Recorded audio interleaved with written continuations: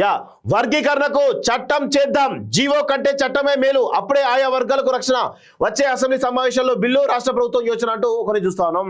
So రాష్ట్రంలోని ఎస్సీలను 3 గ్రూపులుగా వర్గీకరించినటువంటి తెలంగాణ ప్రభుత్వం తన నిర్ణయానికి చట్టబద్ధత కల్పించింది. మార్చిలో నిర్వహించేటువంటి శాసనసభ సమావేశాల్లోనే బిల్లును ప్రవేశపెట్టి సభలో చర్చించి ఆమోదించి చట్టరూపం కల్పిస్తారు.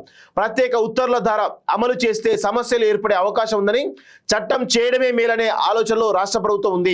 ఇదే అంశంపై సీఎం, డిప్యూటీ సీఎం, వర్గీకరణ కోసం ఏర్పాటైనటువంటి మంత్రివర్గ ఉపసంఘం సమావేశమే చర్చించింది. ఈ సమావేశంలో అందరూ ఒకే నిర్ణయానికి రావడంతో వర్గీకరణకు చట్టబద్ధత కల్పించినట్లు తెలిసింది.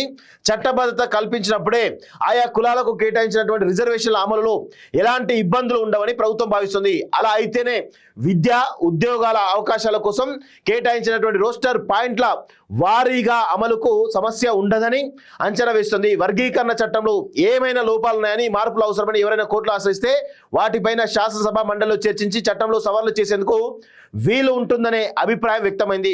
శాసనసభలో తీర్మానం మాత్రమే చేసి జీవో చేస్తే ఆశించిన స్థాయిలో ప్రభావం ఉండకపోవచ్చనే అభిప్రాయం వ్యక్తం కావడంతో చట్టబద్ధతకు మొగ్గు చూపారు. సో ఉభయ సభల్లో బిల్లును ప్రవేశపెట్టి వర్గీకరణకు సంబంధించినటువంటి చట్టాన్ని అమల్లోకి తీసుకొచ్చేటువంటి ప్రయత్నం కాంగ్రెస్ పార్టీ ప్రభుత్వం చేయడానికి కొంత నిర్ణయం తీసుకున్నట్టుగా తెలుస్తోంది. నిజంగా ఈ వర్గీకరణకు సంబంధించి జీవో కాకుండా చట్టం చేస్తే ఇది చాలా అద్భుతమైనటువంటి నిర్ణయంగా మనం చెప్పొచ్చు. ఇక ఎలాంటి లీగల్ కాంప్లికేషన్స్ ఉండవు ఇక భవిష్యత్తులో కూడా.